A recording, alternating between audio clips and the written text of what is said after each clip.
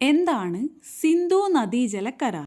1960 ലോകബാങ്കിൻ്റെ മധ്യസ്ഥതയിൽ ഇന്ത്യയും പാകിസ്ഥാനും തമ്മിൽ ഒപ്പുവെച്ച ഒരു സുപ്രധാന ജലവിതരണ ഉടമ്പടിയാണ് സിന്ധു നദീജല കരാർ, ഇൻഡസ് വാട്ടർ ട്രീറ്റി.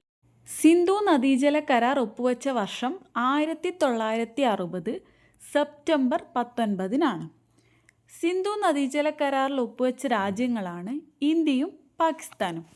ഇന്ത്യയുടെ മുൻ പ്രധാനമന്ത്രി ജവഹർലാൽ നെഹ്റുവും പാകിസ്ഥാൻ്റെ മുൻ പ്രസിഡന്റ് മുഹമ്മദ് അയൂബ് ഖാനും തമ്മിലാണ് സിന്ധു നദീജല കരാറിൽ ഒപ്പുവെച്ചത്.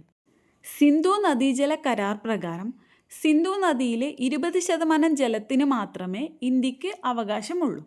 സിന്ധു നദീജല കരാർ പ്രകാരം ഏതൊക്കെ നദികളിൽ നിന്നുള്ള ജലത്തിനാണ് ഇന്ത്യക്ക് അവകാശം ലഭിച്ചത്? സത്ലജ്, ബിയാസ്, രവി.